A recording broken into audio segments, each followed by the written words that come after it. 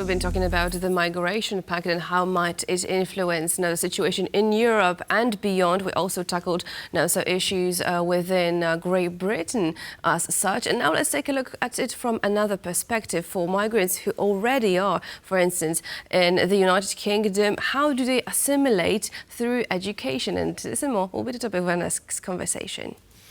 And our next guest is Karolina Shapland. She's EAL education specialist. Madam, pleasure to have you with us. Thanks for coming. It's lovely to be here.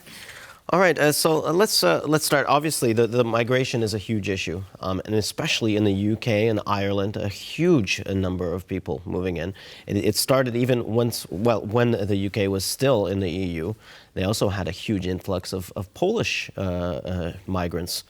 And a lot of Polish children in the schools. Tell us a little bit about how the education specialists are dealing with all of these newcomers to the country.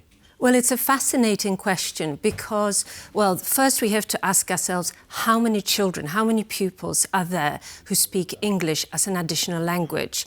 And according to the recent census, it's over 1.7 million of pupils who define themselves, or their parents define them, as using English as additional language. Now, there is a bit of a problem with that data because this is what parents declare. There is no objective measure. So we can, and we know from our day-to-day practice, we can have a parent whose mother is Slovak, father is Kurdish, and the child speaks both Kurdish and Slovak at home. But because they speak only English at school, the parents think, well, that child is clearly English, British, for use of a better word. However, because that child speaks only Slovak and only Kurdish at home, they are at a huge disadvantage in the educational system. So the first issue is counting the children. The second major issue is a lack of a cohesive strategy. We don't talk about assimilation, we talk about integration. But even with such huge numbers of children, pupils at school and, primary school, secondary school, higher education, there isn't a one cohesive strategy. So the fascinating thing in the UK that there is a strategy for preventing acts of terrorism.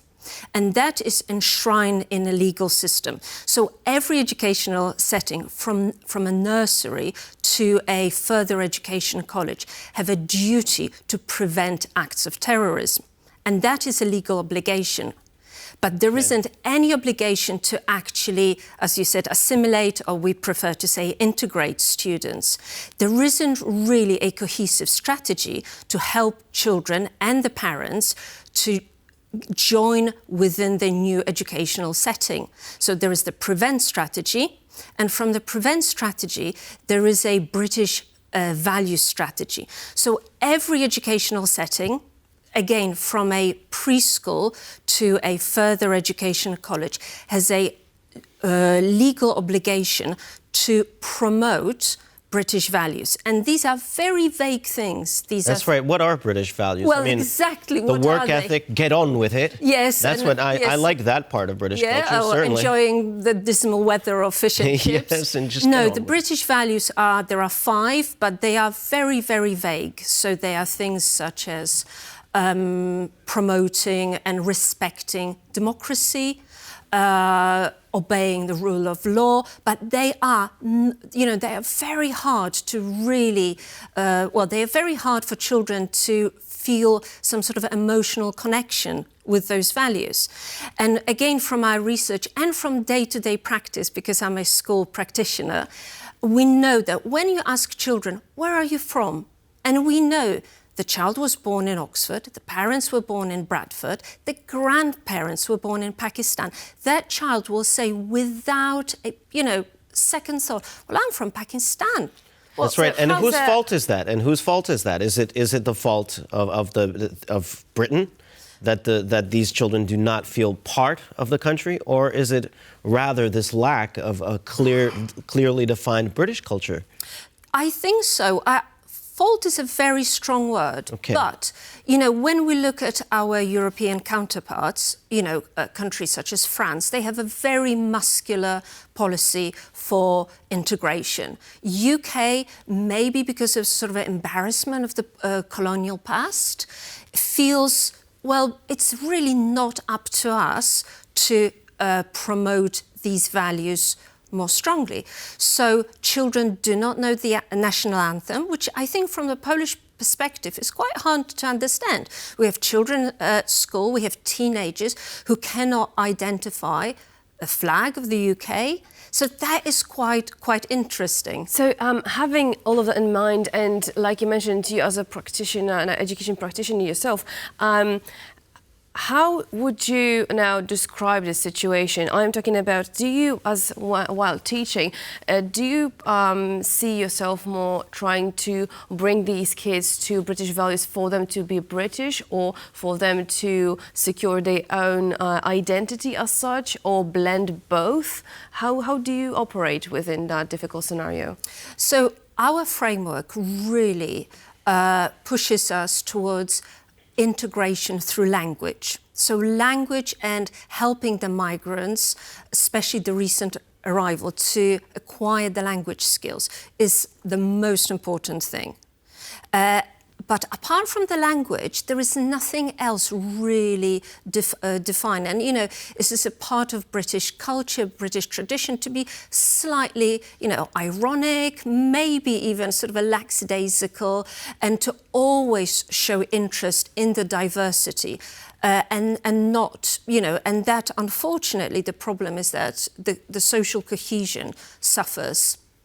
Right, but do you think that now, since, let's say, we're talking about the language first, and then we move on from their culture, we are bringing also the intricacies of like you mentioned, the irony that usually the Brits do have. But do you think that it will mean that now in the nearest future, let's say in 2 or 3 decades, we'll be facing a situation where in Great Britain or England, there will be a lot of people who do know English but do not consider themselves British at all, and do not feel any kind of connection with now, how do you create now this kind of sense of belonging to a country as such? That's $1 million question. I think Britain is at a real and serious threat of a sort of a diluting its national characteristic, for use of a better word. That's right, and it's already divided. I mean, you have the English, the Welsh, the Scots, the Irish. I mean. Yeah, and it's interesting that children and students feel much stronger allegiance to the parts of the United Kingdom, especially the Welsh and the Scots, than, the English. Nobody knows really what does it mean to be English, and that really, it's much easier if a child is a second generation migrant to say, well, I am from Trinidad, because that identity is very clear, very easy to understand. A very strange place that we found ourselves in, and there doesn't really seem to be any way out, because as you mentioned, okay, the language, and the language carries with it culture, but it doesn't carry enough, does it?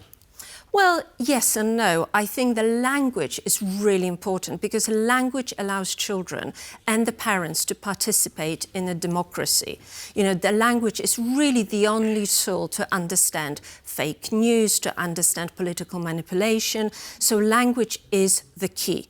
So what are we trying to do in every educational setting is to enable not just the children, but their parents, especially women, to gain the functional language skills. It's a wonderful country where you can have a translators at your local dentist into 37 languages.